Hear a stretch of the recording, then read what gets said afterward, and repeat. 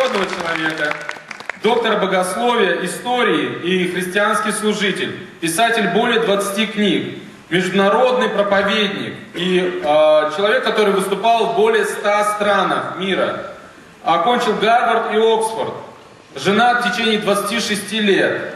У него есть 3 ребенка, а 3-й ребенок это девочка, удочеренная из Китая. Все 3 ученики Христа. А также у него есть 2 кошки и 1 собака. Это тоже очень важно. Мы очень рады, на самом деле, я вам скажу, Даглос, он не планировал, он очень давно планировал, наоборот, быть здесь, во Владивостоке. И это был его план еще пару-тройку лет назад. Он больше, конечно, скажет об этом. Но мы так благословлены, что он здесь с нами будет сегодня выступать. Даглос Джакоби, давайте поприветствуем.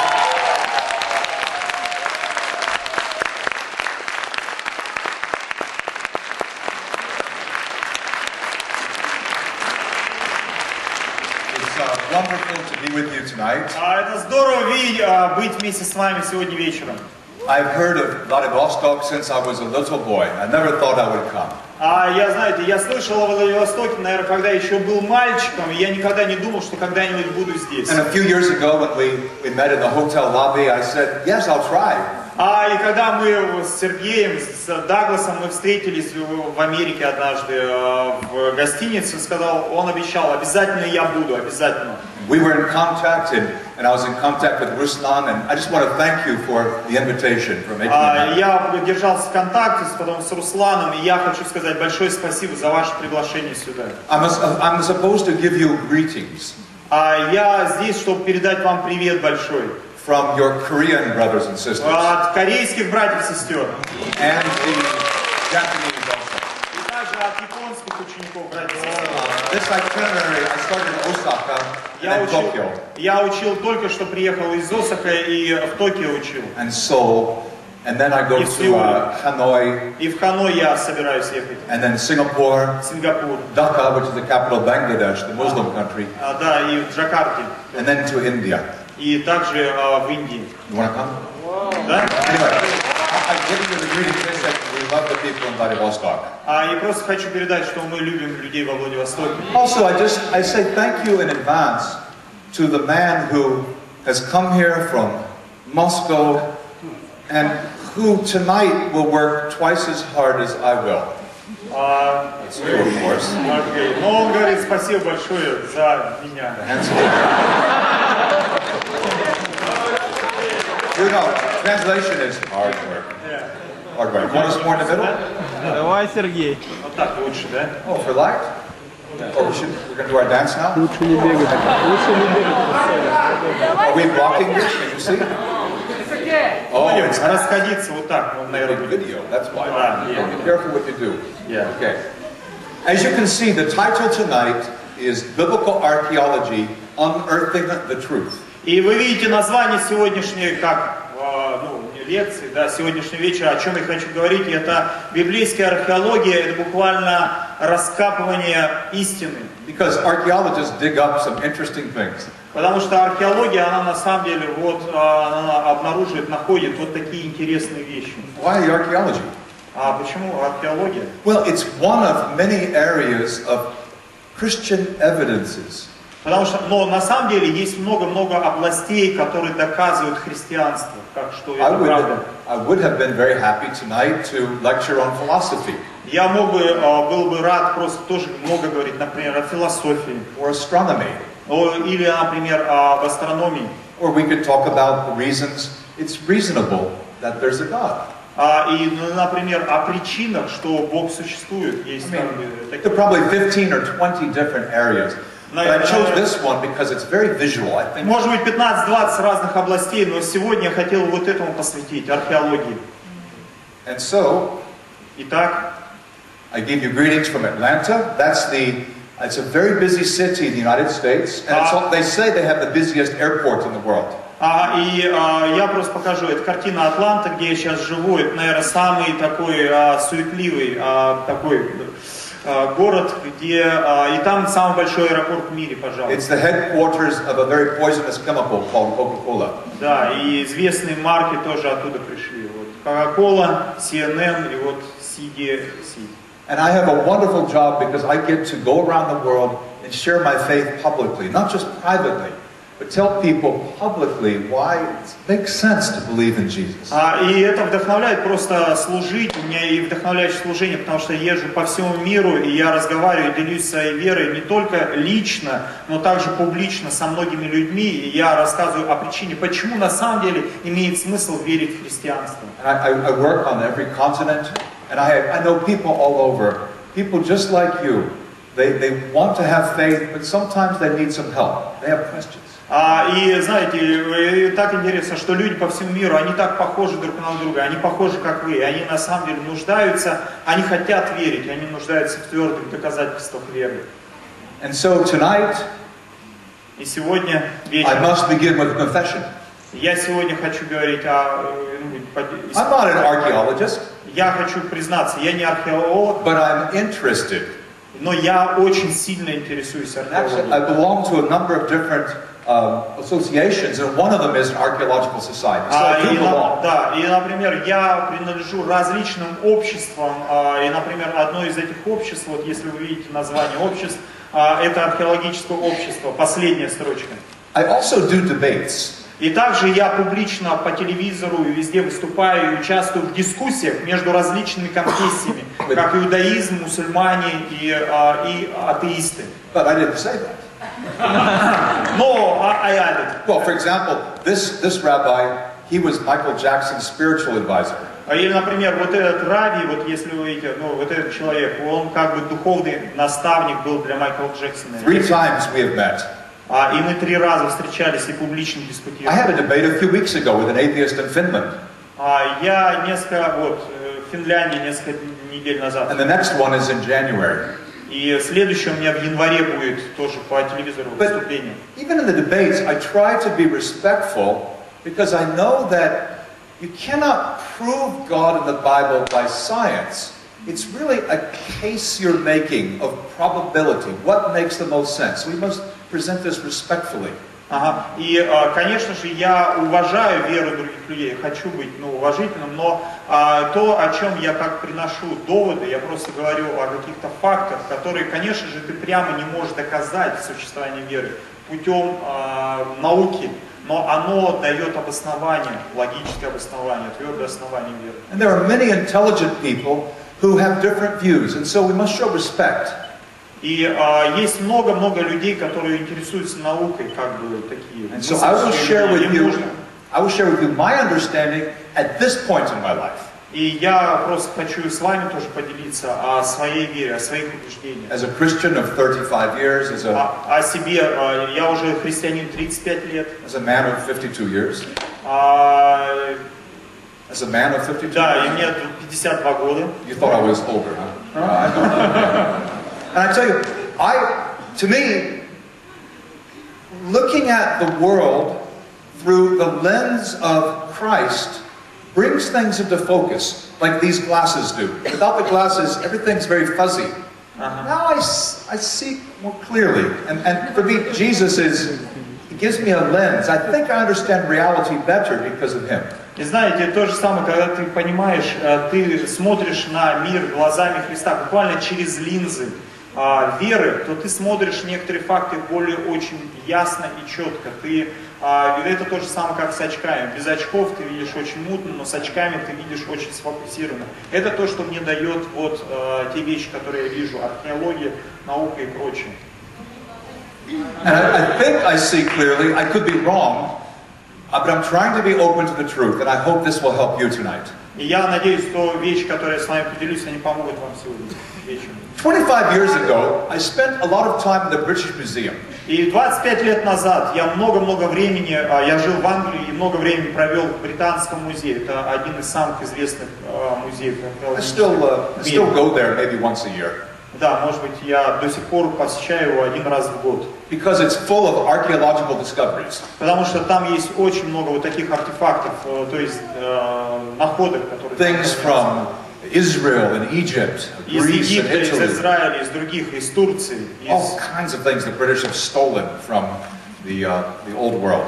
И, конечно, некоторые вещи просто были украдены когда-то из этих стран, но они сейчас хранятся там, в этом музее. More recently, I've had the chance to actually go to the places where these archaeological artifacts were discovered. И я имею тоже возможность, имел возможность буквально посещать те места, где вот эти буквально артефакты, эти находки были найдены. And sometimes I even lead a tour. И даже иногда я устраиваю туры, где люди могут участвовать в них, и мы посещаем по этим местам. Last month we had people come with us to Israel. Мы, например, в прошлый месяц мы посещали группой людей, мы посещали места Галилеи, Иерусалим и Иордан. Вот вы видите. Next time it will be Athens and Ephesus. Maybe you can join. Да, и вы можете, может быть, в следующем году присоединиться в эту группу, где он ведет Даглос Джакоби и объясняет по этим местам. Это в Афинах, Патмос, Ладикия и Эфес. But it's a long way from Vladivostok. Но это далеко от Владивостока, но возможно. Probably get on your bicycle next week. Надо купить, может быть, I'm kidding, but really it'd be wonderful to have you. в следующей неделе, чтобы поехать. Now we want to look at the solid evidence. Archaeology is not really dealing with literary evidence. It's dealing with hard things like rocks and parts of buildings, bones maybe. И знаете, мы сегодня поговорим о твердом обосновании, о твердых доказательствах, как здесь говорится, потому что археология, она имеет дело именно с такими вещами. Камни, находки, те вещи, которых можно вот буквально пощупать, твердые вещи. As you may imagine, there's far more evidence than we could possibly look at in an hour in the area of archaeology. There's far more than we could possibly cover. We can only do a small amount. As you can imagine, there's far more than we can possibly discuss in 1 hour. Да, и, к сожалению, да, мы не можем говорить много, только у нас есть час времени, но мы поговорим о некоторых вещах.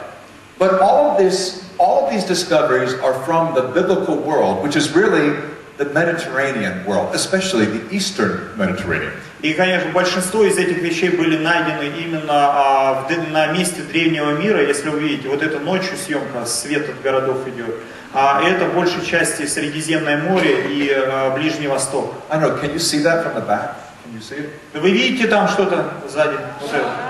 Yeah, okay, so if you look here, you see here's the Sinai. Да, вы видите вот здесь. Here's the river Nile. Это Нил, вот это дельта Нила, видите, да? In January, that's where I was. Это в январе месяце, съемка из космоса. I was there during the protest, all the riots and the police and the army. It was crazy.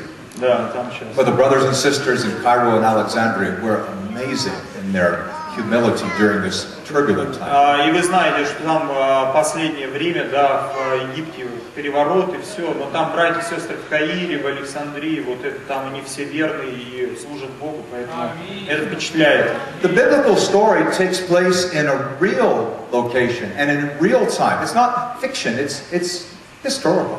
И знаете, интересно, что история библейская, которую мы читаем в Библии, она на самом деле реально существует и существовала в реальных местах, реальные события, реальные города, реальные места. Это не вымысел.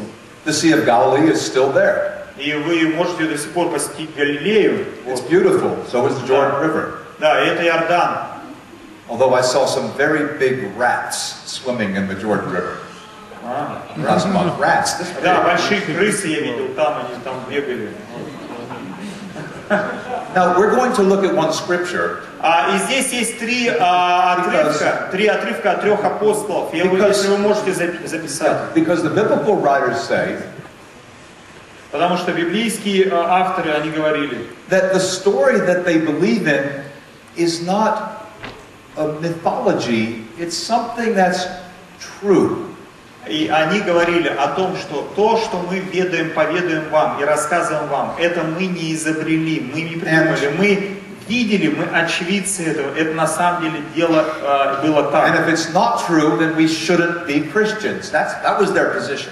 И их была позиция такая: если бы это не было бы истинное, тогда бы это не было бы нашей верой, мы бы тогда не верили в это. So Peter says, и Петр сказал во втором послании Петра, soon before his execution, Peter the apostle wrote these words. И Петр буквально незадолго до своей смерти, до казни, он написал, вот этот отрывок, я прочитаю по-русски. «Когда мы говорили вам о силе и пришествии нашего Господа Иисуса Христа, мы следовали не искусно сочиненным сказкам, мы сами были очевидцами Его величия». So the biblical story is not once upon a time in a land far, far away, there was a wonderful king. И знаете, библейская история не говорит однажды, когда-то там, в далекие времена, в 30-м царстве, в 39-м государстве и так далее. Она говорит о конкретных фактах, о конкретном человеке и так далее. Of course, archaeology doesn't prove that there's a God. Archaeology has limits. И, конечно, у археологии есть свои пределы. Она никогда не докажет, что существует Бог. Археология. But it does show us that the story is connected with history. This is not just fiction. Но археология нам помогает понять, что то, что мы читаем в Библии, и то, что история, реальная история человечества, это одно и то же, это не вымысел. If you are a Christian, probably you want to have more faith.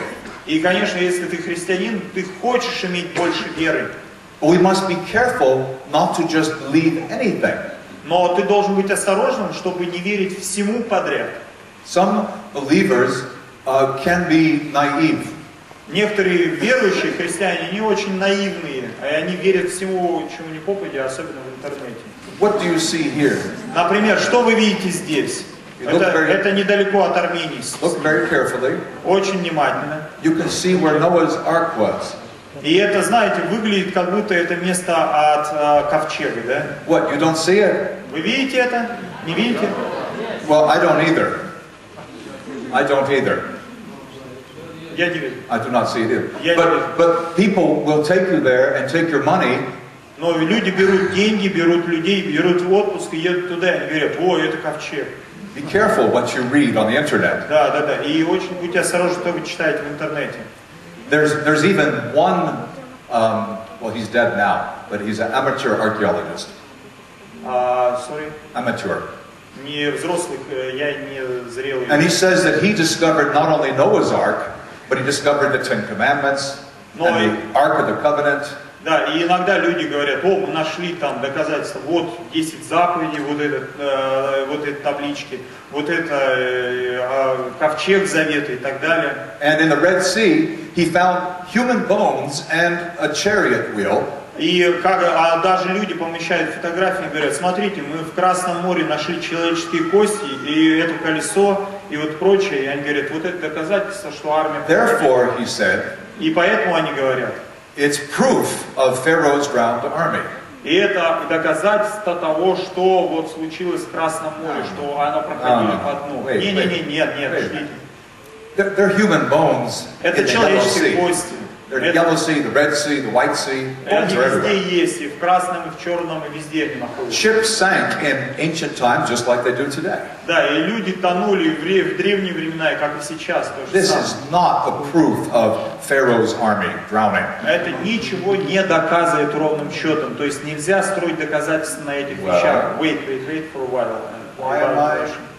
Да. Если вы знаете, в Москве у нас просто весь город стоял целую неделю. Просто невозможно было перемещаться, потому что все люди из близлежащих городов и областей, и деревень просто ходили пешком и стояли сутками, чтобы поцеловать пояс Девы Марии. И люди, вот мы общались так, они верят, что она одела этот пояс и таким образом забеременела и родился Иисус. И один человек сказал, что на самом деле это вранье, что существует настоящих 5 голов Иоанна Крестителя. На самом деле существует только 2. I put so much into my sentences that cannot be translated, but this man Этот человек has created an internet phenomenon, even though he's dead. Да, и он создал вот такой феномен в интернете. And many Christian parents И много людей, христиан, share this so-called evidence и с такими как бы доказательствами with their children они делятся со своими детьми. to try to help them to believe. И пытаются заставить их верить, вот основываясь на этих вещах. But it's false. Но это вранье, это неправда. Это не доказательство. But the parents haven't checked their sources. They just hit forward in the email. Да, и они получают какие-то источники. Вот люди, мы слышим эти вещи, но мы не проверяем. So what happens when the children find out? И что происходит, что с детьми, когда они растут, It's not true.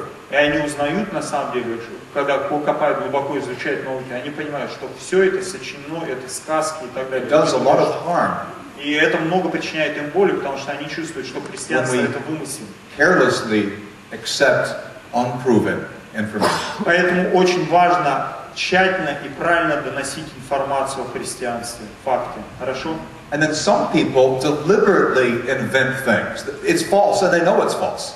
Да, и некоторые люди, они на самом деле как придумывают какие-то вещи, или говорят, что на самом деле есть. Например, вот такая вещь. A few years ago, Несколько лет назад a friend of mine in South America forwarded me an email. мне друг из Южной Америки переслал мне вот такое письмо по электронной почте. He was in Brazil. Он в Бразилии был. And this was published in a newspaper in Bangladesh. И это было опубликовано фотография Бангладеша. Because the Muslims believe that there used to be giants on the earth. Потому что мусульмане верят, что на самом деле были гиганты And здесь. the Christian brother was sending it to me for my expert opinion. Could it be authentic? И он прислал мне эту фотографию и сказал, что это на самом деле может быть так, такие гиганты, вы видите скелеты человека там возле головы, Now, да? Видите? you can see the workers there and there. These are Вот, good people. да, люди, вот такие гигантские скелеты. I mean, I said to him, it's possible, like one chance in 100 million. Это возможно, но шанс 1 из миллиона.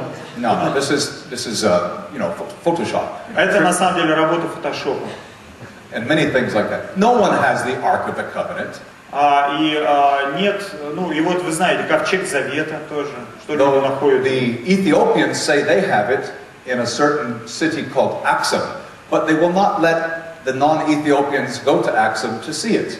Но это интересно, что в Эфиопии хранится в одном городе, и они говорят, что у нас есть этот ковчег Завета, но правда никому не показывают его.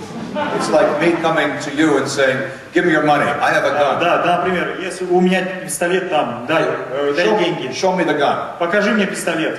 It's a gun. Give me your money. Нет, дай деньги, у меня там пистолет. When you won't show, we wonder whether you're telling the truth. Да, и может быть, если он покажет, на самом деле. Besides, we know where the lost ark is. Да, мы знаем, что ковчег Завета, он был потерян. Indiana Jones found it. We know И that. что Индиана Джонс на самом деле его нашел. Don't be naive. Не будьте наивными. There's no archaeological evidence of Jesus' sandals. Нету доказательств археологических, не найдены на самом деле, что сандалии Иисуса, динозавры, Or John's false teeth, or или Иоанна вставные зубы. although there are many amusing things that have been said. Да, и много-много, да, пояс. Well, weren't you were telling me something about Mary's Да, belt? I told you. Oh, already. That's what that was. Okay. So we need to have the right attitude. Otherwise, when we look at the evidence, we'll be jumping to conclusions that may not be justified. Знаете, мы иногда видим какие-то вещи, мы сразу быстро стремимся к заключению, говорим, о, это так, но нам нужно на самом деле исследовать, ну как, не торопиться. So first, let's look at some of the Old Testament archaeological evidence, and then some of the New Testament. Сначала посмотрим какие-то вещи, которые подтверждают Ветхий Завет. Ветхий Завет. Тут карикатурная картинка, сын с Ноем, вот видите, и Ной в ковчег, и там говорится, я надеюсь, что люди в будущем не будут искать наш ковчег, и он просто на дрова его пускает. I mean, I found this cartoon, Да, я видел эту картинку. but years before, I concluded, they'll never find this. They'll never find this, I concluded.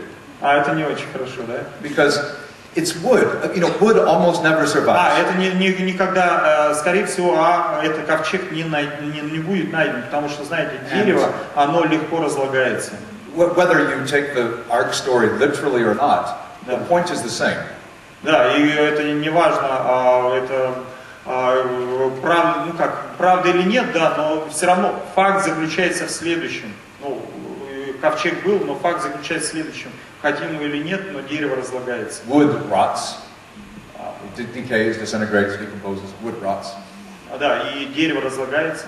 And it's good building material. It's good firewood. И, конечно, тоже дерево хороший материал для того, чтобы сжечь костры. However, Но тем не менее, just over 100 years ago, только всего-навсего 100 лет назад, archaeologists did find something that's authentic. но что-то интересное, 100 лет, только подумайте, 100 лет назад что-то археологи нашли интересное. Ancient versions of the flood in Mesopotamian and Babylonian tablets. И они нашли, вот видели эту глиняную табличку, и там как раз вот запечатлена на этой табличке, это вавилонская табличка из Месопотамии, там описан потоп. These are almost 4,000 years old. Где-то 4000 лет этой таблички. But here's what it shows us. Это смотрите, что показывает нам. That the flood story was known. Это что показывает нам, что в древние времена история про потоп, она была широко известна. Whoever wrote Genesis, и кто читает, кто-либо читал книгу Бытие, was using previous material and rewriting it. Using material that was already in circulation and writing it again in a different way. And so the background. И тот, кто писал книгу Бытие, он на самом деле основывался на фактах, то есть то, что было. That Babylonian background helps us to understand how the story was understood first. И вот эта археология, которая вот эта табличка, она показывает, как на самом деле люди что слышали про этот древний факт, как потоп. I need to stand on this side. Okay. Because it's very hard for me on that side. I was a few weeks ago in northern Israel, in the town of Dan. И знаете, я буквально несколько недель назад был в северном Израиле и был в городе Дан. This is where we read that Abraham was in Genesis chapter 14. И мы в книге Бытие в 14 главе, в книге Бытие в 14 главе как раз Авраам, он был там, в этом, And вот в этом месте. Is the original city gate.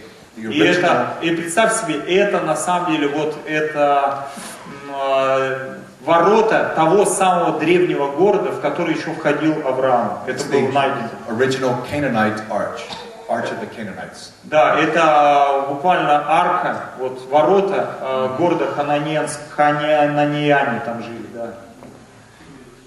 Also in North Israel, Hatzor was the capital of the Canaanite Confederation. Да, и буквально вот город, я не знаю как по-русски, Хазар, вот, это столица была древнего хананианского государства, я не знаю, как в синодальном переводе говорится. It was one of Solomon's cities also. Да, это реально был найден, вот раскопки этого города. Well excavated. И хорошо сохранившийся. And according to the book of Joshua. И согласно книге Иисуса Навина. This was one of only 3 cities that the Israelites burned when the armies came into the promised land. И это был один из 3 городов, да, который нужно было сжечь евреям, когда они зашли вот в эту землю обетованную, этот город. And so that tells us something about that military action when the Israelites came into the promised land. Да, и это интересно, что раскопки, они позволили посмотреть, что на самом деле израильтяне сделали это, то есть они спалили весь город дотла, были найдены доказательства этого. Nearby, at Dan, there was a discovery about King David. И что, King? Давид. What, Dan? No, not King Dan, King David. Да, знаете, Sorry, I'm stuck. Stuck? I'm stuck with this. Maybe it's the battery. Дэвид. Okay, there we are. Окей. Знаете, интересный момент про Давида, известный, мы знаем Давида, он Even though he's mentioned more than 1,000 times in the Bible, он больше чем 1048 раз его имя употребляется в Библии. Some skeptical scholars say he never was. He never existed. И знаете, интересно, что много скептиков в последние времена сказали, но на самом деле он был придуманным человеком, он никогда не существовал. In fact, I talked with one of those skeptical scholars recently, Да, я говорил недавно только. Israel Finkelstein. But here's what was found. И вот что было найдено, вот эта табличка. You know, David lives in the 10th century. He dies in the 10th century before Christ. This stone is from the 9th century before Christ. И это интересно, что Давид, он жил 10 веков до Иисуса, 10 веков. И умер также примерно в X веке до нашей эры. Эта табличка датирована где-то 9-10 век до нашей эры. And it's written by the Arameans. Arameans are the Syrians, the enemies of Israel. И это была табличка, написана на арамейском языке, они были врагами Израиля. It very clearly mentions the house of David, that is the dynasty of David. И там вот как раз на этой табличке было записано как раз про семью Давида, династия Давида. Тут было написано. See, this is an important difference. Это очень важный момент. If they find an old rock, если ты найдешь старую просто скалу, камень, with a message written by Israelites about King David, и если ты находишь камень какой-то, кусок скалы, где написано про израильтян, и там употребляется это все. Well, you could reject it. You could say, well, that's their story. Но это просто история. Ты можешь быть просто таким немножко скептичным. When it's written by the enemies, by outsiders, но если это понятно, ты о себе написал, это одно. Но если ты написал что-то о враге, people who have no interest in glorifying, это люди, обычно враги, которые не заинтересованы прославлять своего врага и, ну, как говорить лестное что-то о нем. Then historians say this carries greater weight. И это что вот enemy testimony, hostile testimony is weightier, it's more significant. Да, это более ценно на самом деле в истории. Это перевешивает такие доказательства. And these are the actual words. И вот что там было на самом деле написано, это было расшифровано. И там вот буквально по-английски написано, что дом Давида. Don't read it. The archaeologist, I met him some years ago. He's now dead. But и вот, amazing story.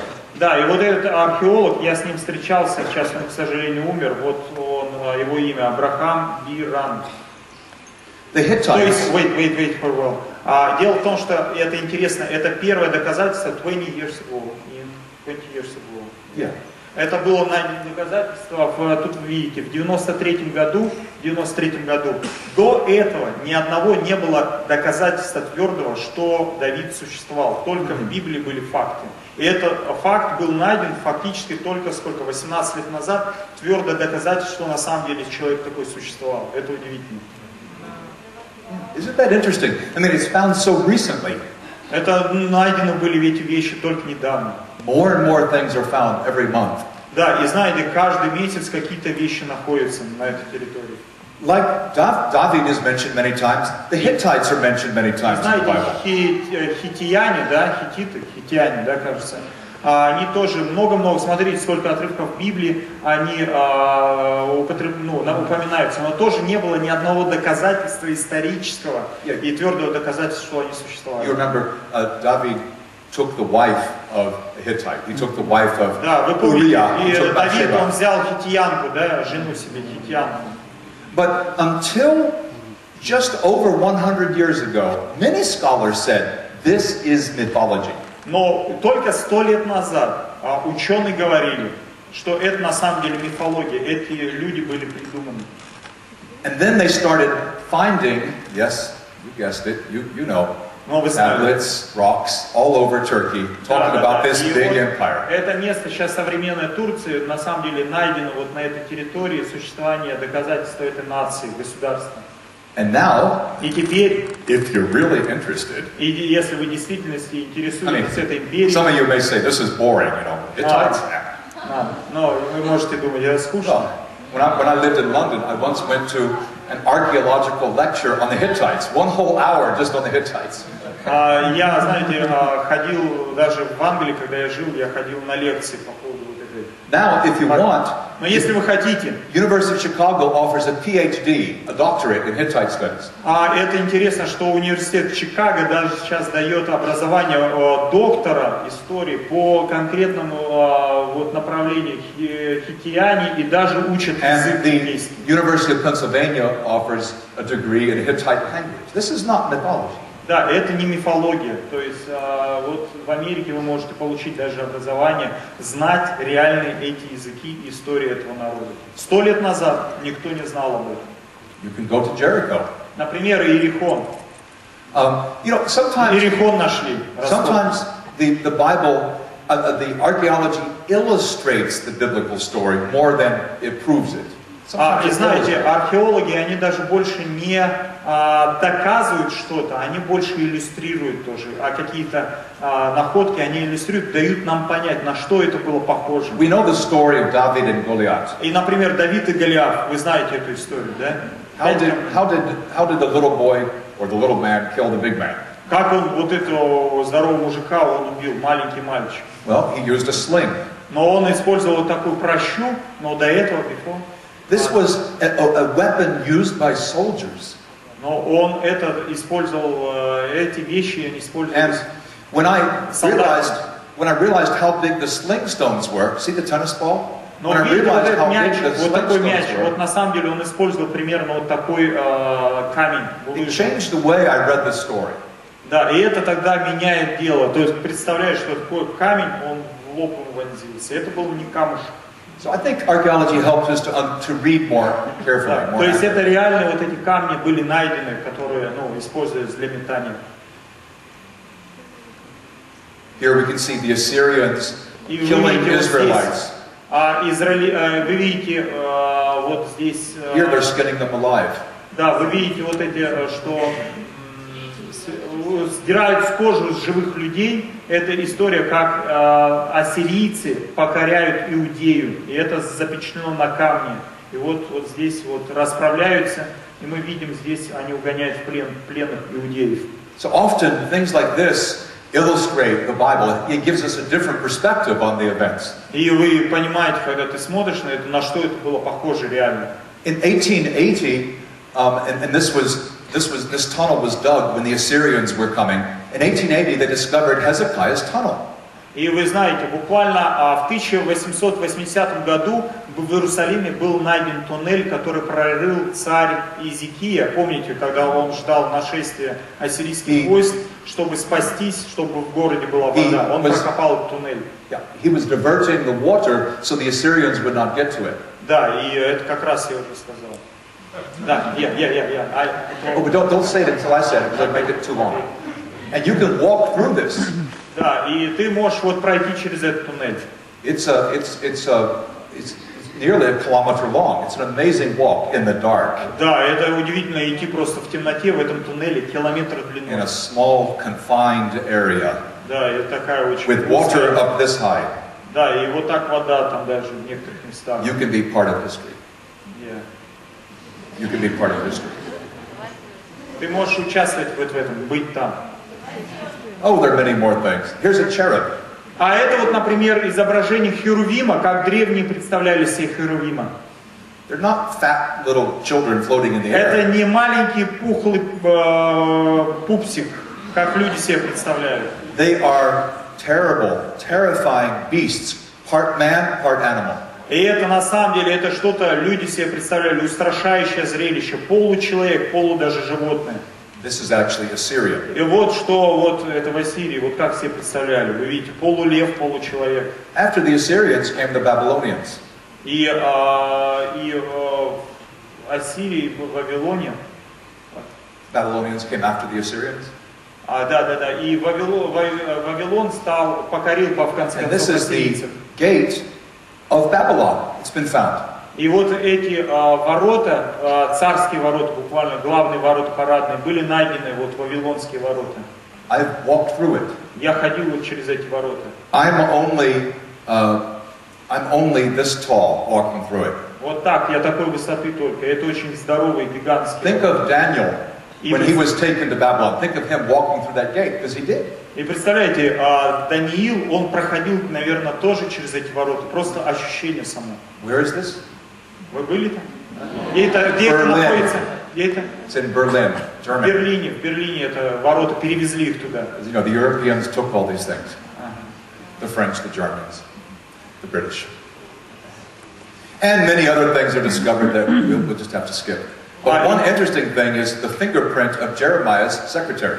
А это интересная находка. Нашли отпечаток пальца, принадлежащего человеку, который тоже думали, что никогда не существовал, Варух. Это секретарь Еремии был. It was found about 10 years ago. About 10 years ago. Где-то 10 лет назад нашли отпечаток пальца вот реально жившего человека. After the Babylonians came the Persians. А потом пришли персы. Они после Вавилона были персы. The Persians changed the official policy. И они изменили. They said, you can go back to your country. Babylonians deported them. The Persians said, no, you go back. We'll help you and we'll govern your country through you. И персы несколько изменили порядок. Они сказали, не-не-не, вас Вавилон, они забрали в плен, но мы теперь отпускаем вас обратно. Вы должны служить своим богам. This may be hard to believe. Это было сложно людям в это верить. It's in Chronicles, it's in Ezra. Но это было записано, это в Библии записано, и тоже здесь этот закон записан. This document is called the Cyrus Cylinder. The Cyrus Cylinder was discovered, and it confirms exactly what the Bible said. И то, что мы читаем в Библии, что это произошло, на самом деле, вот этот цилиндр, да, на котором был записан вот этот закон, где было написано, что отпускается. Вот This is in London. это в Лондоне находится. Oh, there's so many things. Его можно было так катать по глине. So many things. One of the most common things. One of the most common things are idols. Но такая общая вещь из древнего мира, это, например, идолы, башки. Every archaeological site in Israel has these little figures. И знаете, буквально вот на всех этих раскопках находят множество таких башков. And this is not from before the Israelites. These were idols worshipped by the Israelites. И это, знаете, интересно, что этих башков находили не до того, как израильтяне поселились в Иерусалиме. Это башки того времени, когда израильтяне жили в Иерусалиме. You're like tripling my sentences. Just say literally what I say. Otherwise, I can't say it. One of the most fascinating Old Testament discoveries. И что удивительно, самое впечатляющее, это был найден Ветхий Завет, копия Ветхого Завета. Is probably the Dead Sea Scrolls. Это копии Мертвого моря. The Old Testament is in Hebrew. И он был написан на еврейском языке. But these scrolls are even older than the time of Jesus. И это время, и эти были найдены свитки даже старше, чем время Иисуса. Let's talk about that in a minute. Просто подумай об этом. People say, well, where are I want the original Bible documents. Мы всегда хотим настоящие, оригинальные копии Библии. Well, they didn't have copy machine. They didn't have Xerox. Они, к сожалению, у них не было ксерокса и машин копировальных. Things are written by hand. Они переписывали это рукой. Yes, you can find these in museums all over the world. И вы можете найти вот это в музеях. And I've had the chance to see these ancient manuscripts all over the world, in libraries and museums. И у меня была возможность видеть эти свитки вот в музеях, где они находятся. For example, last year I was in Ireland. И я, например, в прошлом году был в Ирландии, Айрланд. Yeah, in Dublin. В Дублине. That's where the oldest copies of Paul's letters are. 2nd century. И я видел самую древнюю рукопись Павла, апостола Павла. Это датируется копия 2 века. But where are the originals? А где оригиналы, где сами эти настоящие письма? Well, the originals, just like banknotes, just like money, they wore out. Знаете, копии письма, которые писали, они на самом деле приходили в негодность из-за использования, как деньги. Why did they wear out? Почему они выходили из строя? People use them so much. Потому что люди очень много использовали их. Well, why don't they show respect to the Holy Bible? Это только доказывает священность Библии. They did show respect. Они показывали уважение, да, показывали уважение к Библии. Because they believed in the Bible, they read it so much. Они очень много ее читали, потому что они в нее верили. If you've been a Christian for a few years, probably you've already worn out one Bible. You had to get a И, new скорее one. всего, если ты христианин больше 4 лет, скорее всего, ты свою Библию просто истер до дыр. Also, in the persecutions, the enemy often burned Bibles. И даже во времена преследования враги сжигали Библии. So we don't have originals, but we do have lots of copies. Но у нас нет оригинальных копий, но у нас есть на самом деле настоящих писем, но у нас есть множество копий этих So писем. why the Dead Sea Scrolls? Why is that important? Но почему, чем интересны копии древнего Мертвого моря? They're from the Dead Sea, which is a very dry area. Very dry. Это рядом с Мертвым морем, это очень-очень сухая, засушливая область. They were hidden there И они там были спрятаны. in the war between the Jews and Rome. И они были спрятаны в тот момент, когда была война между Римом и Израилем. And Rome, yeah. And this is in the year 68. Это было в 68 году. Yeah, not 1968, but 68 AD. 68.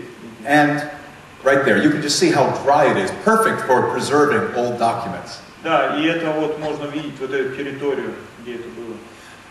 By accident, Случайно совершенно. a teenage boy Подросток, named Muhammad the Wolf, его вот вы видите на фотографии, Мухаммед его зовут. throwing rocks into a cave, as teenage boys do, И он бросил просто камушек в одну пещеру, как просто подростки делают. discovered. И он обнаружил, He broke some он pottery что-то jars. услышал шум, как будто что-то сломалось, как кувшин разбился. He said, "What's this?" И он взял, And it was leather. и там была кожа. Leather. Jars like that. И вот такой сосуд, как этот. Leather like this, because Да, и they кожа used the skin for writing. Да, и там вот на этой коже этих животных они писали. Oh, that was after the animal was dead. Ну, конечно, после того, как животные умерли, да. It's too hard. Hey, be still, be still. Try to write. Осторожно, будет сложно. So Muhammad says, well, I don't know what it says. I don't read this language. И Мухаммед сказал, ну, я не могу читать, там непонятно, что было записано. Maybe I can repair my shoes. Я, может быть, как-нибудь на это починю из-за этого починю свои ботинки. Well, И someone had a better idea. кто-то получил более лучшую идею. And so they took them to a trader, you know, a guy in a market, a guy who Да, и они просто взяли и продали перекупщику кому-то. And he said, I think we can get more money. И они подумали, ну, может быть, мы там получим больше денег. 4 of the scrolls И 4 из этих свитков, were sold for a total of about $100. и они стоили больше, чем $100. These are worth millions now. И сейчас они стоят миллионы. And they were hidden, as I said, И, in как я 60. говорил, они были спрятаны в 68 году. But these scrolls go back to more than 100 years before Jesus.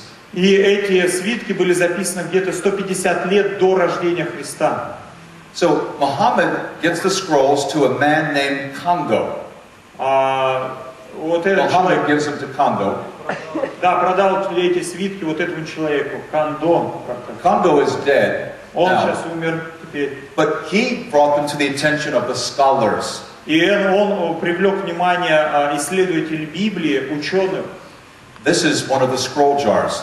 И вот этот один из кувшинов, где хранились вот эти копии Библии.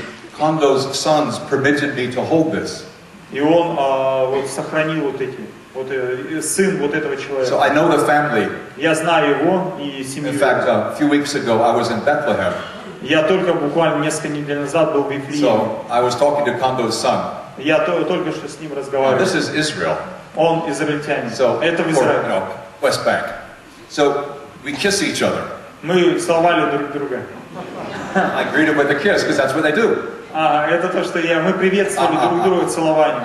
In the Bible, what is a holy kiss? Что такое святой поцелуй в You Библии? know, Romans 16:16.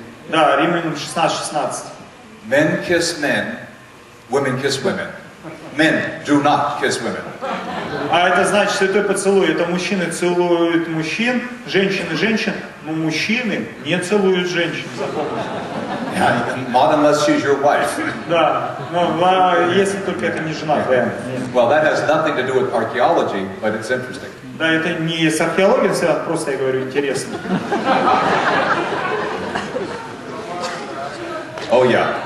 So over a period of 6 or 7 years, they find thousands of manuscript pieces. И знаете, буквально за несколько лет были найдены тысячи копий манускриптов, вот этих древних копий. Before this time, the oldest surviving Old Testaments were 1,000 years later. Знаете, до этой находки самая древняя копия Ветхого Завета, это было Ленинградский кодекс, 1008 год после рождения Христа. But the Dead Sea Scrolls are before the time of Christ. Но эти находка копий Мертвого моря, это до Христа, 100 лет до Христа. So you see the distance has been narrowed from over 1,000 years to just 100 or 200 years. И вы видите на этих схемах, это буквально разрыв между тем, как появилась полная копия, полное собрание ветхозаветных книг, это 300 год до рождения Христа, и 900 и 1200 лет, разница между древнейшей копией и это. И теперь разрыв составляет только 100 лет, можете себе представить. So were they copied accurately? И знаете, что интересно, копии были очень аккуратны. Да. Were they copied perfectly? Они не просто, они были совершенно идеальные, то есть они... No. Нет. Not perfectly. Они не были, извините, они не были идеальны. There are some small changes.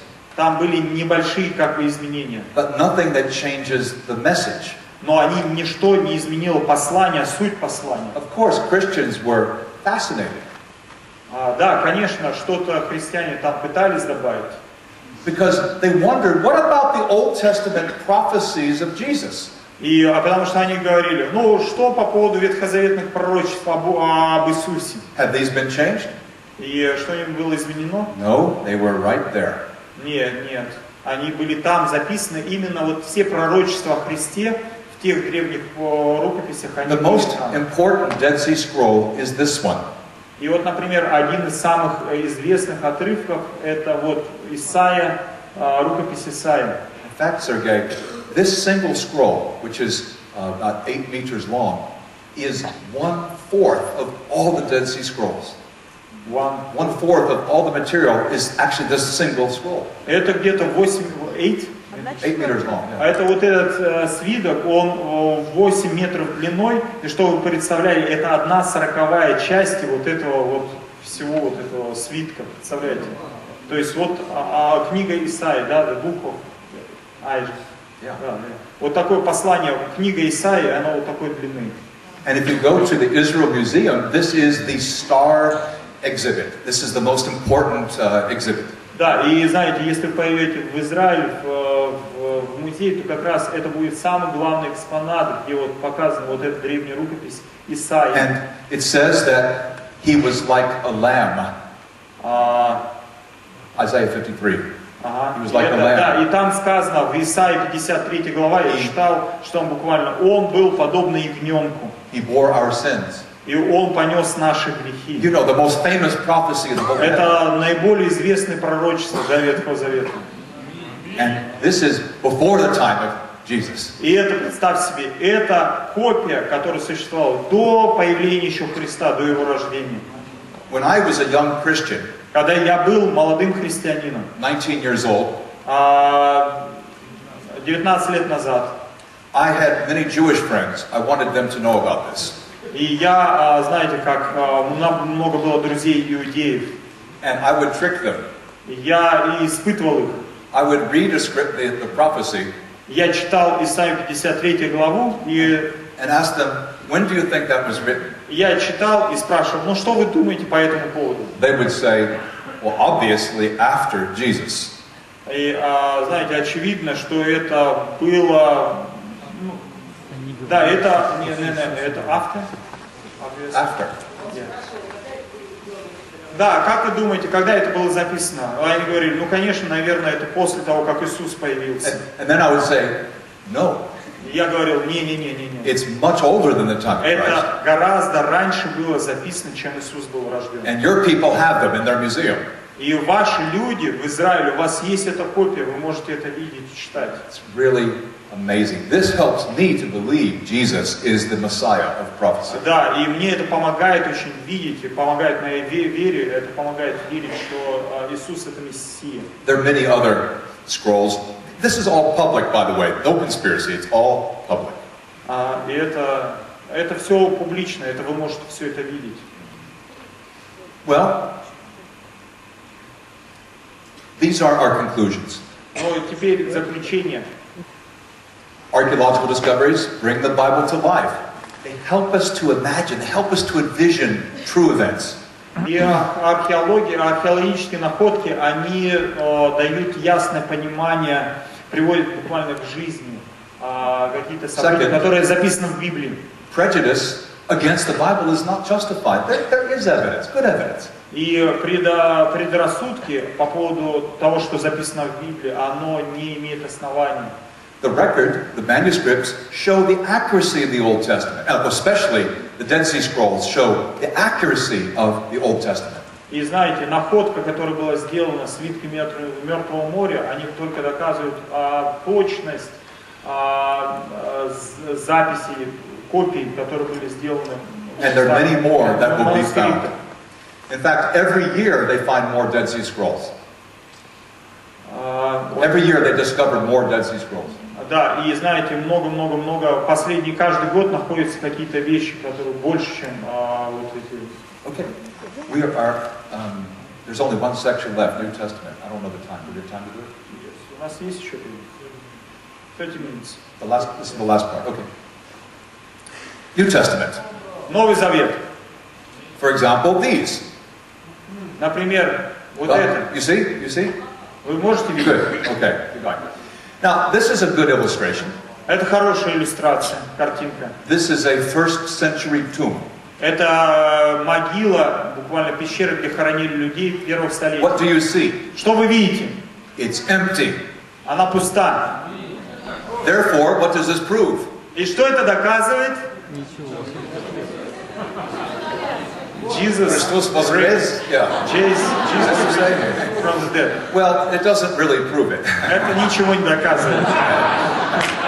Because these are all the tombs. And they're like, this is the style. See the Да, это stone. просто так выглядело древние могилы. And this particular tomb Это has actually a second entrance here, so, you know. And, you know, I was in Jerusalem in October. Я был в октябре в Иерусалиме. And I walked into a garden. И я ходил вот по Гефсиманскому саду. I saw a woman crying. I said, "Woman, why are you crying?" No, I didn't. Я увидел женщину, которая плакала. Я сказал, женщина, почему ты плачешь? Нет, шучу. I was crying, yeah. And I saw a tomb like this.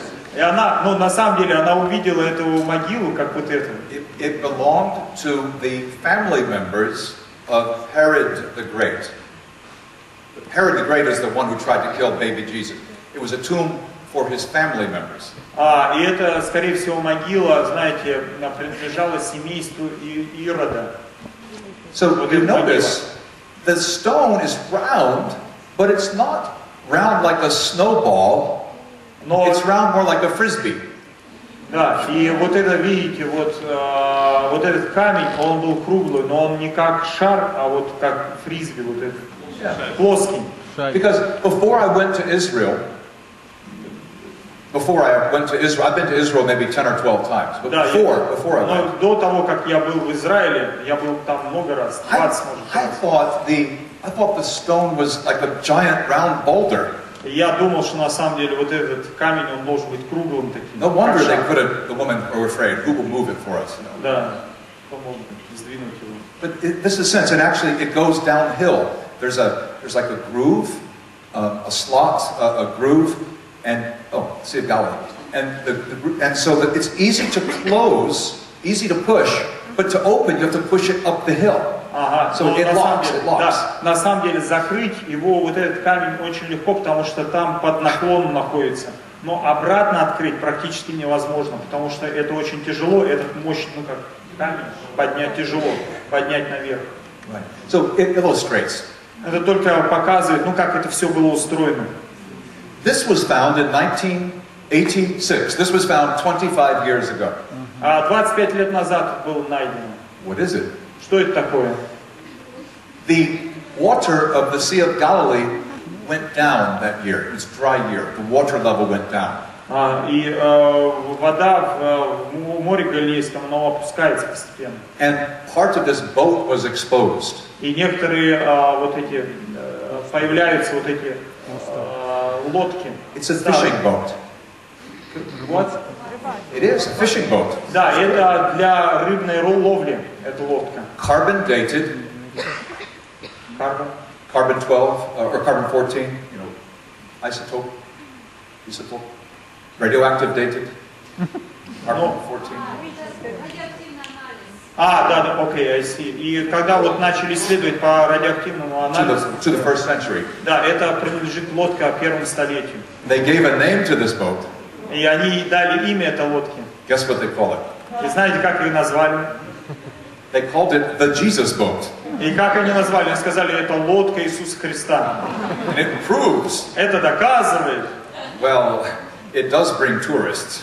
Но это It brings tourists to Israel. Да, это на самом деле для и туристов интересно. But it's good because it shows us the kind of boat Peter and John and those people. Конечно, это ничего не доказывает, но это просто нам помогает видеть, на каких лодках в тот момент люди плавали. When I was in Capernaum the last time, И недавно я был в прошлый раз в Капернауме. that was Jesus' town. He left Nazareth and then he lived in Capernaum. Это город Иисуса. Вы знаете, что он оставил Назарет, он там в Капернауме жил и вел свое служение. I brought the group to the synagogue. И я посещал синагогу. And the synagogue is the first century synagogue, but it was rebuilt. This is later, but the foundation, the bottom is the first century synagogue. Да, и это вот восстановлено, как вот буквально развалины старой синагоги, как это выглядело. Но основание это было то найдено, настоящее, старое. So think of John chapter 6. This is where Jesus preached that famous sermon in John 6. И можете все представить, может быть, как Иисус проповедовал там, например, Евангелие от Иоанна, 6 глава. Right next to it is a house. All that survives is the foundation of the house, first century house. И вот вы видите вот этот дом, что от него осталось, только основание, но это дом из первого столетия. Guess what they call it? И знаете, как они его назвали? Там люди. No, this is the Peter house. И они сказали, это Петр жил в этом доме. Now, actually, Ну, может быть. I think there's a chance. There's a good Да, chance это хороший шанс, да, это было бы здорово там. that Peter and Jesus visited that house. Very good Да, вот chance. они жили там и посещали Иисус и Петр этот дом. Но, Amazing. They were looking, archaeologists were trying to find the town of Bethsaida, which is where Andrew was from. да, и Вифсаиду, археологи пытаются найти место Вифсаиды, But they couldn't find it. но они не Because нашли. they were looking for a town right on the seaside, on the shore of the Sea of Galilee. И они потому что искали на побережье в They couldn't Галилейском find море. it. They couldn't find it because this is a couple kilometers away. Это потому что на самом деле Вифсаида находится буквально пару километров в сторону моря. Finally, they find it И in они нашли, 1989. и нашли основание вот этого развалины этого города в 1989 году. With all kinds of things from the first century, even fish hooks. Fish hooks. И даже крючки, на которых ловили рыбу, то есть найдены первого столетия. I mean, 1989. 1989 можете The себе year the представить. Berlin Wall falls down.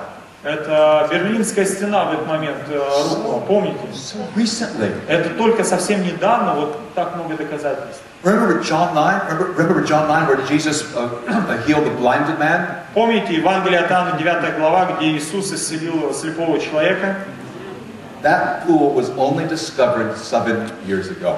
Это буквально вот этот бассейн, там, где он вот исцелил этого человека слепого, это было в 2004 году найдено.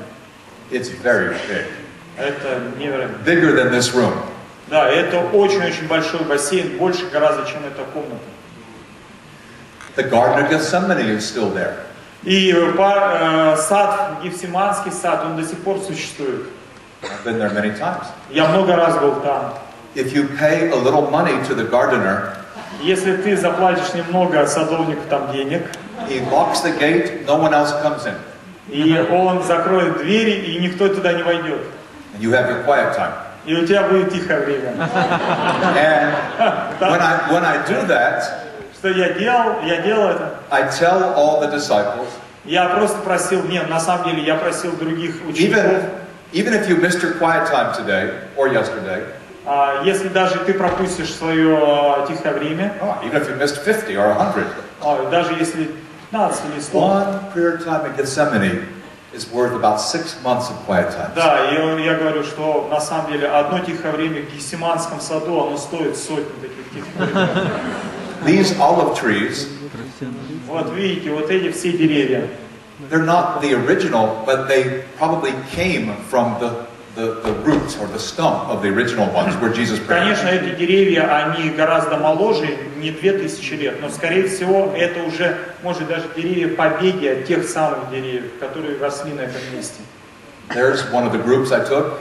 А это та группа, которую я вот вел, вот вы видите фотографию. That's me right there. Whoops, that's me right there, see? Вот я там. See, I had more hair back then. Я, больше волос было. North on the Mediterranean coast is Caesarea. Многие хазары, да? Sorry, The city is called Caesarea. Кесария. Да, есть город Кесария. This is where Pontius Pilatus worked. Это Пилата, да, город. Pilate. Он работал. What is the archaeological evidence for Pontius Pilatus? Какие доказательства, что Пилат существовал? We know he's the governor who officially executed Jesus. Мы знаем, что Пилат, он реально как бы из Библии, что он существовал, и он тот, кто приговорил Иисуса к распятию. Or maybe it's just a story. Но, Maybe может быть, это просто придумал, вымысел. the gospel writers just made it up. Просто это сделано, придумано. However, in 1961, Но интересно, в 1961 году, when I was 2 years old, когда я был только 2 года, still wearing diapers, they found this stone, люди нашли вот такой камень, which clearly mentions not only the emperor is Tiberius, не только было указано здесь, упомянут Тиберий, как император, вы but знаете, it also says Pontius Pilatus. но также написано и Понтий Пилат. This was discovered just 50 years ago. Это, представьте себе, только 50 лет назад нашли доказательства, что реально Понтий Пилат существовал. How many treasures are still waiting to be discovered? Как вы думаете, сколько на самом деле сокровищ таких еще могут быть найдены? Around 1990, Где-то в 1990 году on the side of the Mount of Olives, this is the Mount of Olives, believe it or not, это гора Олив, скорее всего, вот так она выглядит. Это могилы. and these are graves. Это кладбище, на самом деле. Why there? Почему здесь? Because many Christians believe, Потому что многие христиане верят, and Jews, и даже иудеи верят, based on Zacharias chapter 14, согласно Захарии 14 главе, and also the Muslims believe и даже мусульмане верят, that the judgment day will begin here. что судный день начнется здесь, с этого места. They believe if you're buried here, you'll get resurrected first. И они верят, что если ты будешь погребен здесь, ты первый будешь воскрешен. Workmen were doing, you know, like all cities, they're always repairing things and digging. And guess what workmen discovered? И знаете, что рабочие однажды нашли интересную находку. Смотрите, могилу кого? An underground chamber with boxes, bone boxes. И они нашли, как-то рабочие копали и нашли яму, буквально пещеру, и там были вот эти ящики, и это были ящики для костей.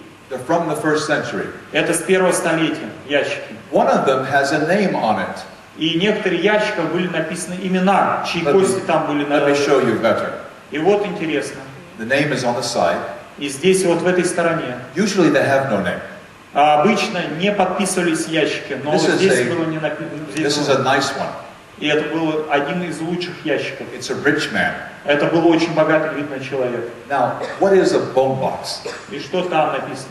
In the 1st century, they did something very unusual. И это для первого столетия очень необычно. 1 year to 2 years after you died, После 1 года, смотрите, после 1 года, 2 лет, когда ты умрешь, they would take your body out of the grave. люди обычно вытаскивали тело, And they would put your bones into a small box like this. да, и они просто разбирали весь скелет на кости, вот на такие, и клали вот в ящик примерно такого размера. About that size. Может быть, такого, да. Wow, how could they fit me in there? А как я помещусь туда, в этот Yeah. ящик? All they have to do is get the long bone of the leg А просто, на самом деле, они все разбираются, вы знаете. to fit on the diagonal. Да, и даже вот эти кости, они можно по диагонали положить. So many of these bone boxes or ossuaries have been discovered.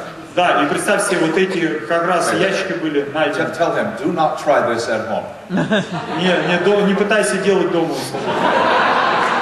And И who is inside this box? что там написано на этом ящике? A man Человек, about 64 years old. около 60 лет возрасту, 64. Years. 64 года.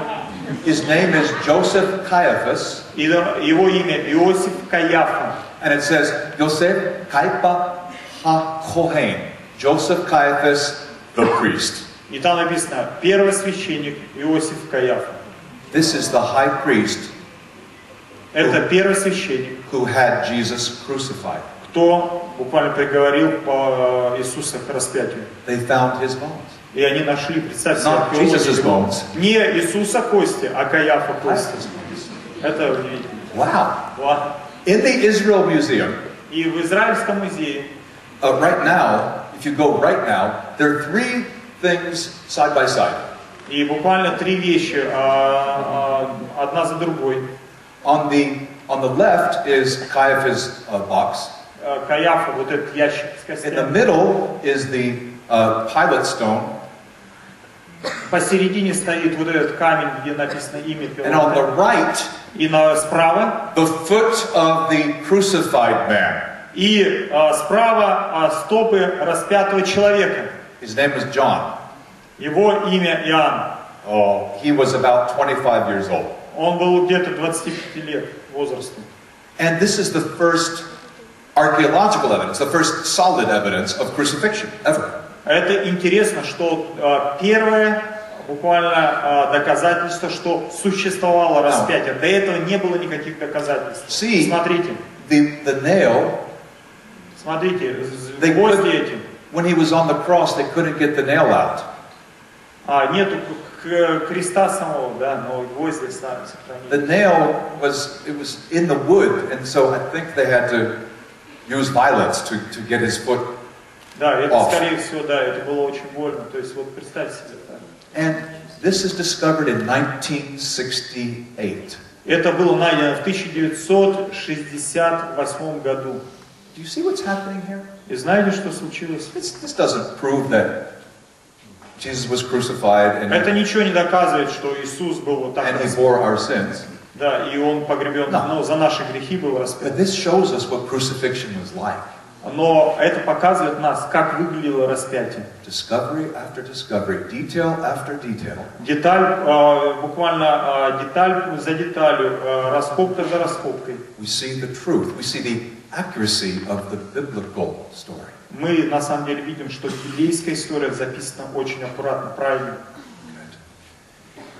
This year, В этом году, 2011, буквально 2000 спустя лет, the Apostle Philip's tomb was discovered. в этом году найдена апостола Филиппа могила найдена. And Irapol is in Иераполем. Hierapolis is in western Turkey. Это западная Турция. When I was in the city of David recently, Недавно я был в городе Давида. Недавно. I was talking to a different Jewish archaeologist, Я говорил как бы с другим иудейским археологом. and I asked him, "What's new?" What's noise? What is new? Что нового? What's up? Я его спросил, да, what's up? Что Any нового происходит? cool Какие discoveries? новые новости? He said, "Well, А он сказал, ну, maybe может быть, one of our students один из наших студентов, in like a sewer, like a drainage ditch, where the water goes, да, и как в одном канале, для дренажном канале, found a golden bell, он нашел вот этот колокольчик золотой, picked it up. и он взял вот это, и он бим-бим-бим-бим-бим, They don't know, и он не знал. but they think Они не знают, но они думают. it could be the bell from the high priest's robe." Но, возможно, это тот самый, такие самые колокольчики, которые обрамляли одежду This is первосвященника. interesting. Это и очень интересно. I don't think it's from Caiaphas's robe, because there were some others after him before the destruction of the city. Да, я думаю, There were other high priests after Caiaphas. это было, скорее всего, после первосвященника Каиафа, какой-то другой первосвященник. Before the Romans destroyed Но Jerusalem до того момента, как римляне разрушили in the Иерусалим, year 70. они разрушили в 70-м году. But it's fascinating. Это удивительно. Well, look at this model.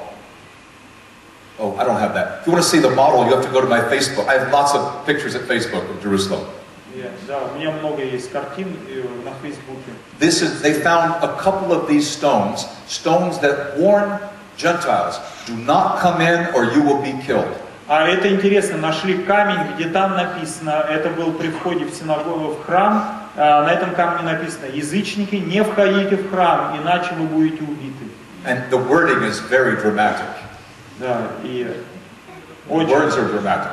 да, грамматически правильно. Да? Because it says that the Gentile who comes too close to the holy place И тот, кто язычники в священное место, кто заходит, can only blame himself что они могут обвинить только сами себя, если они там for оказываются. his quickly following death. Они, там написано, что это последует немедленная смерть. Does that remind you? Это что-то The напоминает? book of Acts, Книга the Деяний, letter of Ephesians. когда, помните, в Jesus has destroyed the wall of hostility. He's destroyed the dividing wall. Jews and Gentiles, all of us are one now. Это удивительно, что в книге Деяний мы видим, что Иисус, Он разрушил преграду между язычниками и иудеями. Вот эта ненависть, которая была между ними. Jews and Gentiles, Americans and Russians, Иудеи и язычники, американцы и русские. in Christ we have so much in common. Что мы во Христе, мы становимся одним народом Well, вместе. I mentioned that the Romans destroyed Jerusalem. It was a hard war for them. И вы знаете, что упоминание о разрушении в Иерусалиме, это была на самом деле очень жестокая война. In that war, И в этой войне more than 1 million Jews больше, чем 1 миллион человек, иудеев, were crucified or made slaves. миллион человек либо были распяты, либо были сделаны рабами. The slaves were brought back to Rome. И они были отведены в Рим. Do you know what they did? И знаете, что они сделали? They built the Colosseum. Они сделали Колизей. The Colosseum was built by Jewish slaves. Знаете, Колизей вот как раз в Риме, это было сделано иудеями пленными. They finished in the year 80. Где-то в 80-м году, первого столетия было сделано. Next to the Colosseum, И следующая Колоссий, да? is an arch. Рядом с Колизеем, извините. It's the arch of the Roman general who destroyed Jerusalem. И знаете, там рядом с Колизеем, там есть вот такая арка, и этот человек, генерал Тит, он тот, кто разрушил этот Иерусалим. And we can see details. И мы можем видеть детали. You see the Romans taking away the 7 branched. И мы видим здесь, как светильник они уносят, римляне. These are things that are sacred to the Jews, things mentioned in the Bible. А эти вещи, которые были святынями для иудеев, они упоминаются в Библии. Herod the Great, I mentioned him before. И Ирод Великий, он никогда тоже не упоминался до этого. He was the king of the Jews, Он был царем иудейским. even though he was only half Jewish, 50% Jewish. Он был наполовину по своей крови, наполовину иудеем. He died in 4 BC.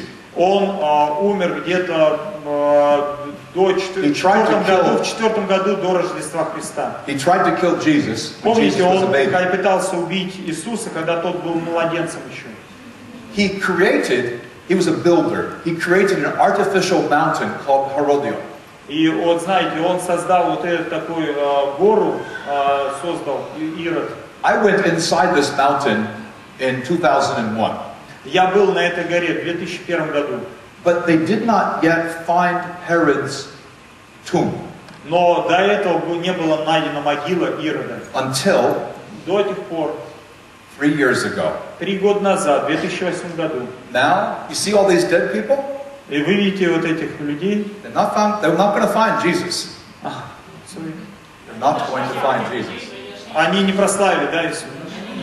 Они не нашли Иисуса, да. But they find Herod the Great. Но они нашли могилу, вот этот That's an archaeologist. саркофаг, где это Ирода. So I saw this tomb in October. Да, я в октябре видел вот эту могилу Ирода. Oh, there's so many more things I would like to tell you. So many more things I would like to tell you. Да, я очень много хотел бы о чем еще поговорить с вами, рассказать. I would love to tell you about the oldest surviving New Testament manuscript. Может быть, я чуть-чуть скажу. Вот маленький кусочек, самый древний кусочек Нового Завета. I know it's small, I know. Да, я знаю, это маленький кусочек. But it's from the Gospel of John. Но это из Евангелия от Иоанна. And it's written about 30 years after John wrote the Gospel of John. Но это всего-навсего разница 30 лет после того, как Иоанн написал Евангелие от Иоанна. You see, the Gospels were not mythologies written down many generations later. И вы видите, что на самом деле Евангелие это не что-то, что люди придумали спустя много столетий и поколений. The Gospels are written by people who knew the facts and by people who saw Jesus. На самом деле Евангелие было написано теми людьми, которые они видели события, видели факты, видели самого Иисуса. It was a big privilege for me. Это была для меня невероятная привилегия. In 1995, В 95 году I held this in my hand. я держал буквально это своими руками. It's maybe the most famous New Testament manuscript in the world. Это, возможно, самый известный кусочек Нового Завета во всем мире. And I'm going to show you one last thing. И я покажу последнюю вещь вам. It's very hard to see it. Это может быть сложно видеть здесь. For you, even for me, it's hard to see it standing here. Для меня и для вас. Здесь изображение на It's камне. from Rome, Это из Рима. and it's from about the year 200. Это где-то 200-й год, первое столетие. It was discovered in 1856. Это было найдено в 1856 году. Now you can see it better. Но если вот так зарисовку This is a перевести, cross, это крест. and you can see a donkey on the cross. И вы видите осла на этом кресте распятого. And this is the Christian. Это христианин. And it says, И здесь сказано Alexamenos, Александр, Alexamenos. Александрос, Alexandros is Alexander, Alexandros, like Sasha. This is Alexamenos. Sebete. Alexamenos worships his God. И Даг. Alexamenos worships his God. И тут написано, Александр поклоняется, молится своему Богу. So what does this tell us? И что это говорит нам? Early Christians believed not just Jesus was crucified, they believed he was God. И это доказывает нам, что на самом деле христиане верили не просто в Иисуса Христа, они верили, что Иисус это Бог, Богу. I wonder if we will ever meet Alexamenos. Да, и это удивительно, что когда-нибудь мы встретим Александра, возможно. This is anti-Christian graffiti. Anti-Christian. Это Against древний Christians. древний христианин. All over the Holy Land, all over Israel, И по всей земле вот этого древнего Израиля, and other places, и в других местах, there are certainly many more things to be discovered. много-много вещей, которые еще, конечно, предстоит. Well, let's get some money. Давайте and let's пойдемте dig. туда, давайте пойдем Let's и dig. будем копать. Well, Но, what are you going to tell the people who live there? как по поводу людей, которые там, на этом месте сейчас живут? Maybe under your house Может быть, это под твоим домом, is a broken lamp. и там может быть, Maybe a coin. может быть, там монетка там находится, или кость какая-то. My Или... grandfather built this house. Но мой дедушка построил этот дом. You can't do that. Ты не можешь это делать. But there are many things being discovered. Но тем не менее, много вещей, которые могут быть найдены. Actually, you mentioned Alexander. I bought a coin from the time of Alexander the Great a few weeks ago. Несколько недель назад я купил, Yeah, a coin. я купил монету времен Александра Великого. These little things, they connect us with the past. И эта вещь, эта монета мне дает как чувство прикосновения к тому древнему миру. One scholar I talked to, И большинство, he said that he thought 5%, only 5% of Israel was excavated, was dug up знаете, by на самом archaeology. деле только 5% израильской земли, они исследованы. I talked to a scholar at Princeton University. Я говорил в Принстонском университете с учеными. He's a New Testament scholar. И это ученый по Новому Завету. He told me he thought only 1% of the riches have been found. 99% are still in the ground. Да, и он сказал мне, этот ученый сказал, что на самом деле только 1% исследовано и найдено каких-то вещей. So does this tell you something? Это что-то вам говорит о чем-то? Do you need evidence? Нужно еще больше доказательств. There's more than you could study in your lifetime. Возможно, что есть больше, чем можем даже изучить за всю свою жизнь. So let us repeat our conclusions, Давайте повторим. И for these are закончим. important. Это очень важно. First, Первое. those